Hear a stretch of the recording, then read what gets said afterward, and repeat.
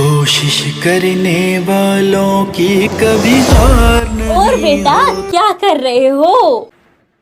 कुछ नहीं पापा, ये sign cos tan theta trigonometry समझ ही नहीं आती, बड़ी बोरिंग है, पढ़ने का दिल ही नहीं करता। अरे बेटा ध्यान लगाकर पढ़ो इस ट्रिग्नोमेट्री को, इसी ने तो मेरा करियर बर्बाद किया है। अगर मैंने ये ठीक से पढ़ी होती ना तो आज मैं भी बहुत कुछ बड़ा कर रहा होता। हमने पढ़ी थी ना, हमने क्या ही उखाड़ लिया। Sine cos tan cosec cot sec सब आता है हमको। जब हम टीचर का इंटरव्यू देने जाते हैं ना तो सबसे टफेस्ट ट्रिग्नोमेट्री का सवाल हल करके बता देते हैं, और उसके बाद स्कूल वाले हमसे पता क्या कहते हैं, मैडम आप मैथ तो अच्छा आता है आपको, लेकिन हम ना आपको सैलरी 12,000 रुपए ही दे पाएंगे। अब बताओ हम क्या करें इस मैथ का? 12,000 तो जो नहीं पढ़े लिखे होते हैं ना वो भी छोटा मोटा काम करके कमा लेते हैं। ना ना बेटा तुम इनकी बातों पर ध्यान मत दो, मैथ्स को बढ़िया तरीके से पढ़ो, IIT जेई वगैरह निकालो, फिर देखना तुम्हारी लाइफ सेट हो जाएगी। चलो अब शिविका की पाठशाला में पढ़ाई करो। हाँ तो कैसे हैं आप सब? मुझे उम्मीद है कि आप सब एकदम मस्त जबरदस्त होंगे। मेरा नाम है शिविका और आज के इस वीडियो में हम CBSE क्लास 10th मैथमेटिक्स के चैप्टर 8 इंट्रोडक्शन टू ट्रिग्नोमेट्री की जो एक्सरसाइज 8.1 है अकॉर्डिंग टू न्यू सिलेबस उसके 11th क्वेश्चन को सॉल्व करेंगे। इससे पहले 8.1 में जितने भी सवाल थे 1 से लेके 10 तक हमने वो सारे के सारे सॉल्व कर लिए हैं। अगर आपने वो वीडियोस नहीं देखे हैं तो जनाब उसका लिंक डिस्क्रिप्शन में दिया गया है, वहां से आप 8.1 के सभी क्वेश्चन के सॉल्यूशन देख सकते हो। साथ ही साथ ट्रिग्नोमेट्री चैप्टर में जितने भी क्वेश्चन हैं उन सब के सॉल्यूशन भी देख सकते हो। तो फिलहाल यहाँ पे आ जाते हैं कि एक्सरसाइज 8.1 का 11वां सवाल आखिरकार है क्या। तो यहाँ पे 11th क्वेश्चन है, state whether the followings are true और फॉल्स, जस्टिफाई योर आंसर। कुछ यहाँ पे 1 से 5 तक हमें पार्ट्स दिए गए हैं, हमें बताना है कि ये ट्रू है या फॉल्स है। अब देखो हम चुन्नू मुन्नू तो रहे नहीं कि तीसरी से चौथी क्लास में पढ़ रहे हो, अब बड़े हो गए तो खाली ये बताने से तो काम चलेगा नहीं कि ट्रू है या फॉल्स। अब सवाल हमसे ये भी मांगता है कि अपने जवाब को जस्टिफाई करना, मतलब जो भी कह रहे हो कि हाँ जनाब ये ट्रू है तो क्यों है, हाँ जनाब ये फॉल्स है तो क्यों, तो ये हमें जस्टिफाई भी करना होगा। तो आइए शुरू करते हैं। यहाँ पे सबसे पहला पार्ट देखते हैं, the value of 10a is always less than 1। 10a की जो वैल्यू होती है वो हमेशा, देखो ऐसे भी नहीं कर रहा है, कभी कभी हमेशा 1 से कम होती है। क्या ये कथन सत्य है? तो देखते हैं सत्य वचन है या नहीं। तो हमारे पास दिया गया है 10a, तो मैं यहाँ पे लिख लेती हूँ 10a। a हमारा थीटा की जगह एंगल आ गया। अब पहले तो आप मुझे ये बताओ 10a जो होता है वो ट्राइंगल की किन दो साइड का रेशो है? अब आप सोचोगे 10a याद कर, उल्टा तो था ये किसी का, शायद कोट का उल्टा था। जनाब इसके लिए हमने एक ट्रिक याद की थी कि आप सारे ट्रिग्नोमेट्रिक रेशियोज को आसानी से याद कर सको, और वो ट्रिक क्या थी? ट्रिक हमारी थी, यहाँ पे लिख देती हूँ, पप्पू बोला पापा, पप्पू बोला पापा, हरी हरी बोलो, हरी हरी बोलो, सोना चांदी तोलो। तो अब आपका S है जो आपका सोना है वो आपका साइन है, कॉस आपका चांदी है, और टेन जो है वो आपका तोलो है। हमें क्या चाहिए? 10 ही चाहिए। तो 10 का क्या होता है? P/B, यानी कि परपेंडिकुलर अपॉन में बेस, परपेंडिकुलर और बेस का रेशो कहलाता है tan थीटा। तो अब यहाँ पे हमें क्या बताना है? हमें तो ये बताना है कि ये 1 से कम होता है। चलो सबसे पहले हम क्या करेंगे ना, एक ट्रायंगल ड्रॉ करेंगे। इसका एक आसान सा भी है जो ऑलरेडी प्रूवन है, लेकिन स्टेप बाय स्टेप चलते हैं, हमें कहाँ जल्दी है। तो यहाँ पे देखो एक ट्रायंगल मैं बना लेती हूँ कि ये हमारा ट्रायंगल है और इस ट्रायंगल का ये एंगल A है, ठीक है। अब चूंकि ये एंगल A है तो मुझे इसके अपोजिट में ही देखना पड़ेगा कि परपेंडिकुलर कौन सी होगी और इसकी पड़ोसन कौन है, वो इसकी बेस होगी। तो ये हो जाएगा इसका परपेंडिकुलर और ये हो जाएगा इसका बेस। अब चलो मैंने मान लिया कि जो परपेंडिकुलर है वो मेरा 12 है और बेस जो है वो मेरा 5 सेंटीमीटर का है। तो यहाँ पे मैं ये चीज़ अप्लाई कर दूँ, चलो कर दो।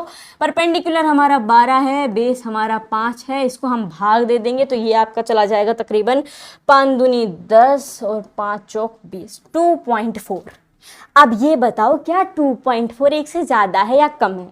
ये मत बोलना कम है, जी जनाब सही कह रहे हो, ज़्यादा है। तो ये हो जाएगा 2.4 जो है वो 1 से ज़्यादा है। तो ये तो आपके जो वचन थे ये तो मिथ्या हो गए, यानी कि फॉल्स है, ठीक है। अब एक और प्रूवन चीज़ क्या हो सकती है यहाँ पे, अगर आपको याद हो तो tan 60 डिग्री की वैल्यू कितनी होती है? नहीं याद है तो इसका एक्सप्लेनेशन वीडियो आप देखिए चैप्टर 8 का, उसमें हमने सारी ये जो ट्रिग्नोमेट्री टेबल है इसको आप कैसे याद कर सकते हो, मतलब सारी की सारी याद नहीं करनी, खाली एक की वैल्यू याद रखनी है आपको, एक रेशियो की, दैट वाज साइन थीटा, और उसके बाद आपको सबके सब याद हो जाएंगे। तो यहाँ पे अगर हम देखें तो tan 60 डिग्री जो है वो √3 आता है। इसको अगर हम सोल्व करेंगे तो तकरीबन हमारा 1.7333 कुछ निकल के आएगा। अब 1.73 क्या है, ये भी ग्रेटर देन 1 है, तो इससे ये साबित हो गया कि ये क्या होगा, फॉल्स होगा। तो पहले वाले का जवाब लिख दोगे आप फॉल्स, जस्टिफिकेशन में ये दोनों लिख सकते हो चाहो तो। अब हाँ, एक और चीज आप कर सकते हो। अब आप सोचोगे मैम, अब आप ये सोच रहे होगे कि शिविका ये भी तो हो सकता है कि ये 5 जो है ये हम परपेंडिकुलर पे टिका दें और ये जो 12 है ये हम बेस पे टिका दें। जी हाँ, हो सकता है। आप यहाँ पे लगा दोगे तो ये हो जाएगा 5/12। अब वो लेस देन 1 आ जाएगा, ठीक है। तो ये हो सकता है कि कभी कभी tan a की वैल्यू लेस देन 1 हो, कभी कभी किसी किसी सिचुएशन में tan a की वैल्यू मोर देन 1 हो, लेकिन ऑलवेज यहाँ पे यूज हुआ था, इसीलिए हम इसे फॉल्स करार देंगे। अब चलते हैं आगे सेकंड पार्ट के ऊपर। सेकंड पार्ट हमारे पास क्या दिया गया है, sec k is equal to 12/5 for some value of angle A. ये कह रहा है कि sec k जो है वो 12/5 के बराबर होता है किसी भी एक एंगल ए की वैल्यू अगर हम मान लेते हैं। तो चलो इसको भी मानते हैं। हमें कहा गया है कि एक ट्राइंगल है, ठीक है, ट्राइंगल मान लिया मैंने ये, जिसमें एंगल ए है, तो मैं एंगल ए ये अज्यूम कर लेती हूँ। तो अब आपको ये जानना कि sec a के अंदर कौन सी 2 साइड आएंगी, उसके लिए वापस हमारा वही लगेगा, क्या लगेगा, पप्पू वाला फॉर्मूला, दैट इज पप्पू बोला पापा हरी हरी बोलो सोना चांदी तोलो, ठीक है। तो यहाँ पे हमें क्या चाहिए, अब sec k चाहिए, तो ये तो साइन cos tan है। तो अब आप सोचोगे ये तो अब क्या करें, तो भैया ये भी तो बताया था कि साइन का उल्टा क्या होता है, cosec होता है, cos का उल्टा sec होता है, tan का उल्टा cot होता है। तो हमें sec की जरूरत है, तो ये हो जाएगा cos का उल्टा, that is h/b is equals to sec। तो यही चीज हम यहाँ पे लिख देंगे कि जो हमारा sec होता है, sec a would be equal to hypotenuse upon में बेस। तो यहाँ पे ये आपका बेस हो जाएगा, ये आपका हाइपोटेनस हो जाएगा, दैट इज 12, ठीक है। तो यहाँ पे इसको भी कंटिन्यू कर देती हूँ, दैट 12/5 ये यहाँ पे हो गया। अब हमें ये बताना है कि क्या ये चीज़ सच है, क्या ये वचन जो दिए गए हैं क्या ये सत्य वचन। तो देखो यहाँ पे मैं कहूँगी कि हाँ ये सत्य वचन है, ये सच है, इट्स ट्रू। अब आप कहोगे वो कैसे, जस्टिफिकेशन। तो देखो जस्टिफिकेशन आपने ऑलरेडी दे दिया है कि sec a जो होता है वो हाइपोटेनस अपॉन में बेस होता है, यानी हाइपोटेनस और बेस के रेशियो को हम sec a बोलते हैं या sec थीटा बोलते हैं। तो यहाँ पे जो वैल्यू सवाल में हमें दी गई है दैट इज 12/5, यानी हाइपोटेनस कितना है 12 है और आपका बेस कितना है 5 है। इसका मतलब क्या हुआ, हाइपोटेनस की एक चीज हमें पता है कि राइट एंगल ट्राइंगल के अंदर जो हाइपोटेनस होती है वो लॉन्गेस्ट साइड होती है, यानी बेस और परपेंडिकुलर से बड़ी जो साइड होती है, इन दोनों से बड़ी होगी तो वो हाइपोटेनस हो जाएगी। तो सीधा सीधा देख सकते हो कि जो हाइपोटेनस है आपका वो ग्रेटर देन बेस है, hypotenuse is greater than base, therefore the answer is true. तो ये हो जाएगा आपका ट्रू। अब चलते हैं तीसरे वाले के ऊपर। तीसरा क्या है, cos A is the abbreviation used for the cosecant of angle A। अब सोचोगे एब्रीविएशन क्या है, देखो सीधी सीधी बात है, ये भी मैंने एक्सप्लेनेशन वीडियो में आपको बताया था कि ये जो एब्रीविएशन का ये समझ लो, एक आपका स्कूल वाला नाम लंबा चौड़ा सा, एक आपका घर वाला नाम चुन्नू मुन्नू अल्लू बबलू बाबू जो भी हो आपका। तो उस हिसाब से यहाँ पे cos का ये कह रहा है कि कोसेकेंट एब्रीविएशन है। तो क्या ऐसा है? अगर आप ऐसा कह रहे हो ऐसा है तो डिस्क्रिप्शन में एक लिंक है, इंट्रोडक्शन टू ट्रिग्नोमेट्री का एक्सप्लेनेशन वीडियो, आप वो देखिए फिर इस सवाल पे आइए। अगर आप कह रहे हो कि नहीं कुछ और भी हो सकता है, तो यहाँ पे देखिए क्या होगा, cos A जो होता है यानी जो cos थीटा होता है वो हमारा एब्रीविएशन होता है कोसाइन थीटा का या कोसाइन A का। थीटा की जगह हमें यहाँ पे A दिया गया है तो हम यहाँ लिख देंगे। फिर सोचोगे कोसेकेंट क्या बारात में आया है? जी देखो ये जो कोसेकेंट है वो हो जाता है आपका कोसेक का, ठीक है, कोसेक का एब्रीविएशन हो जाएगा आपका कोसेकेंट A।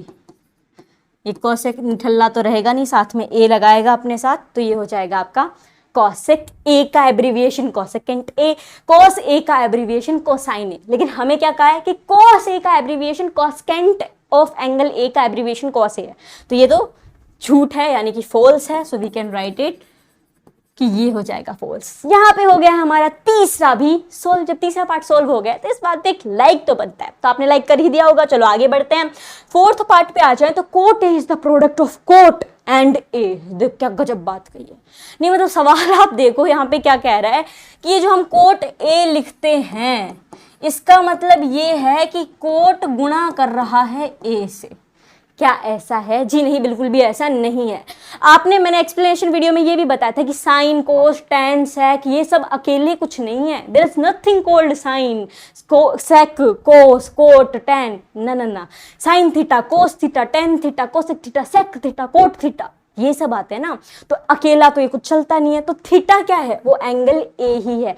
तो ये फॉल्स होगा। और इसका रीजन आप क्या लिखोगे? तो इसका रीजन आप यहाँ पे लिखोगे that cot A is not the product. ये जो है ये प्रोडक्ट नहीं है of cot and A. Cot और ए का ये कोई प्रोडक्ट नहीं है। कोट यहाँ पे अगर हम लिखें तो कोट एंजेंट ऑफ एंगल ए, ये क्या है हमारा? It is the cotangent of angle ए। हम ये कहते हैं कि एंगल ए का कोटेंजेंट जो भी होगा, तो जो कोट की वैल्यू होती है 10 का उल्टा, 10 का उल्टा आपका क्या हो जाएगा? पप्पू बोला पापा, हरी हरी बोलो, तो p बाई बी, तो उसका उल्टा b बाई पी। ये होती है हमारी कोटेंजेंट ऑफ ए, यानी एंगल ए का जो होगा उसे हम लिखेंगे b by P, base open में परपेंडिकुलर, ये आपस में गुना नहीं हो रहा है। तो ये हो जाएगा इसका जस्टिफिकेशन कि ये फॉल्स है।